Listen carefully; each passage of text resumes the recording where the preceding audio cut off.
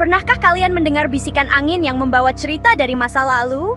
Suara-suara samar tentang orang-orang yang sudah lama tiada, kisah sedih yang membekas, dan teka-teki yang belum terpecahkan. Hari ini, kita akan menjelajahi 7 kota hantu yang penuh dengan sejarah, mitos, dan misteri.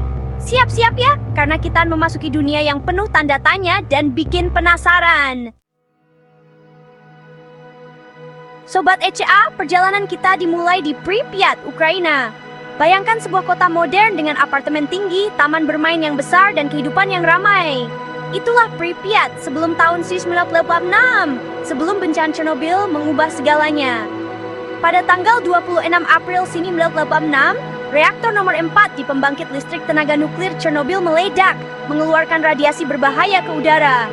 Pripyat, yang jaraknya hanya beberapa kilometer dari reaktor, harus dikosongkan dalam sekejap. Penduduknya terpaksa meninggalkan rumah, pekerjaan, dan kenangan mereka, tidak tahu apakah mereka bisa kembali. Sekarang, Pripyat menjadi kota hantu yang menyedihkan, menjadi pengingat akan tragedi nuklir terburuk dalam sejarah manusia. Bangunan-bangunannya rusak dan ditumbuhi tanaman liar, jalanan yang sepi, dan taman bermain yang sunyi seperti menunjukkan kengerian bencana yang terjadi. Mitos dan misteri menyelimuti Pripyat. Ada yang bilang kota ini angker, dihantui oleh arwah-arwah yang tidak sempat menyelamatkan diri. Meskipun berbahaya, Pripyat menarik wisatawan pemberani yang ingin melihat langsung sisa-sisa tragedi dan merasakan kesunyian mencekam yang menyelimuti kota ini. Kita menyeberang benua ke Amerika Serikat, tepatnya ke Bodie, California. Berbeda dengan Pripyat, Bodie adalah kota hantu yang lahir dari demam emas. Di akhir abad ke-19, emas ditemukan di Bodie, membuat banyak penambang, pengusaha, dan petualang datang untuk mencari kekayaan. Dalam waktu singkat, Bodie berubah menjadi kota yang ramai dengan lebih dari 10.000 penduduk. Bar, hotel, toko, dan tempat hiburan menjamur di seluruh kota. Kehidupan di Bodie keras dan penuh bahaya. Perkelahian, penembakan, dan kebakaran sering terjadi. Namun, di balik kekerasan dan kekacauan, Bodie juga punya sisi lain. Di sini, orang-orang dari berbagai latar belakang, dari penambang miskin hingga pengusaha kaya, hidup berdampingan, mengejar impian mereka.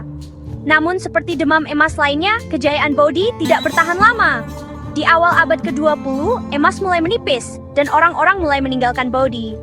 Saat ini, Bodie dijaga sebagai taman sejarah, seperti membekukan waktu pada masa kejayaannya. Berjalan-jalan di Bodie seperti kembali ke masa lampau, membawa kita ke masa ketika Wild West masih hidup. Perjalanan kita berlanjut ke Asia Timur, tepatnya ke Hashima Island, Jepang. Pulau kecil ini yang juga dikenal sebagai Gunkanjima, atau Pulau Kapal Perang karena bentuknya yang unik, punya sejarah yang menarik dan kelam. Di akhir abad ke-19, batu bara ditemukan di bawah laut sekitar pulau ini. Mitsubishi Corporation membeli pulau ini dan membangun pabrik dan perumahan untuk para pekerja tambang dan keluarganya. Selama beberapa dekade, Hashima Island menjadi simbol kemajuan industri Jepang. Ribuan orang tinggal dan bekerja di pulau ini yang dilengkapi dengan sekolah, rumah sakit, toko, dan bahkan bioskop. Namun, kehidupan di Hashima Island sangatlah sulit. Pulau ini sangat padat dan para pekerja tambang dipaksa bekerja dalam kondisi yang keras dan berbahaya. Banyak yang meninggal karena kecelakaan tambang, penyakit, atau kelaparan. Setelah Perang Dunia II, Jepang memaksa orang-orang dari Korea dan Cina untuk bekerja di tambang batubara Hashima. Pada tahun 1924, ketika batubara digantikan oleh minyak bumi, tambang batubara di Hashima Island ditutup. Para pekerja dipindahkan, dan pulau ini ditinggalkan begitu saja.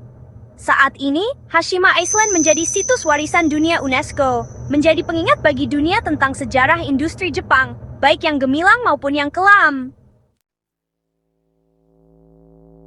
Sobat EA, bersiaplah untuk takjub dengan keindahan Italia yang memikat, meskipun dalam kesunyiannya. Perjalanan kita membawa kita ke Krakow, sebuah kota hantu di wilayah Basilicata, Italia Selatan. Terletak di atas bukit yang curam, Krakow dulu adalah kota yang ramai dengan sejarah yang kaya, berasal dari zaman Romawi. Bangunan-bangunan abad pertengahannya yang menakjubkan, termasuk kastil, gereja, dan rumah-rumah batu, berdiri kokoh di atas lanskap tandus, menjadi saksi bisu masa lalu yang gemilang. Namun, nasib Krakow berubah drastis pada abad ke-20. Bencana alam, termasuk tanah longsor dan gempa bumi, mengguncang kota ini. Pada tahun 1963, tanah longsor besar memaksa sebagian besar penduduk Krakow untuk meninggalkan rumah mereka. Hari ini, Krakow berdiri sunyi, seperti dibekukan oleh waktu. Meskipun ditinggalkan, Krakow memancarkan keindahan yang menghantui. Bagi para pelancong yang berani, Krakow menawarkan kesempatan untuk kembali ke masa lalu, untuk merasakan kehidupan yang telah lama hilang, dan untuk merenungkan kekuatan alam yang tak henti-hentinya. Perjalanan kita selanjutnya membawa kita ke Oradour-sur-Glane, sebuah desa kecil di Prancis yang menyimpan luka mendalam dari Perang Dunia II. Pada tanggal 10 Juni 1944, pasukan Nazi memasuki desa ini dan melakukan tindakan kekejaman yang tak terbayangkan. Mereka mengumpulkan penduduk desa, laki-laki, perempuan, dan anak-anak, dan membunuh mereka dengan kejam. Gereja desa dibakar, menjebak dan membunuh ratusan wanita dan anak-anak yang berlindung di dalamnya. Setelah perang, Presiden Prancis Charles de Gaulle memutuskan bahwa Oradour-sur-Glane akan dibiarkan apa adanya sebagai pengingat bagi para korban kekejaman Nazi. Mengunjungi Oradour-sur-Glane adalah pengalaman yang menyedihkan. Di sini, di tengah-tengah reruntuhan dan kesunyian, kita diajak untuk merenungkan sisi gelap manusia dan berharap bahwa kekejaman seperti itu tidak akan pernah terjadi lagi. Perjalanan kita berlanjut ke Siprus, sebuah pulau indah di Laut Mediterania yang menyimpan luka sejarah yang belum sembuh. Di sini, di kota Famagusta, terletak Varosha, sebuah tempat wisata pantai yang dulu mewah, kini menjadi kota hantu yang terbelah oleh konflik. Pada tahun 1970-an, Varosha adalah tujuan wisata utama, menarik wisatawan dari seluruh dunia dengan pantai-pantainya yang indah, hotel-hotel mewah, dan kehidupan malam yang meriah. Namun, pada tahun 1974, invasi Turki ke Siprus mengubah segalanya. Ketika pasukan Turki mendekat, penduduk Varosha melarikan diri, meninggalkan rumah, bisnis, dan harta benda mereka. Sejak saat itu, Varosha telah dijaga ketat oleh militer Turki dan menjadi zona terlarang.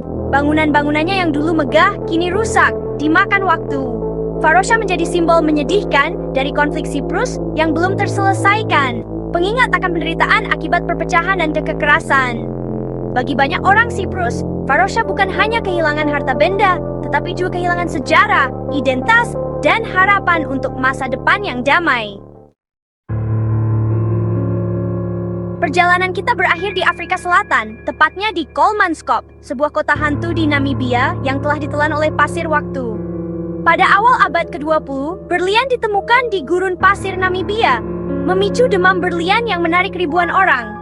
Kolmanskop, yang terletak di jantung wilayah berlian, dengan cepat berkembang menjadi kota yang ramai dan mewah.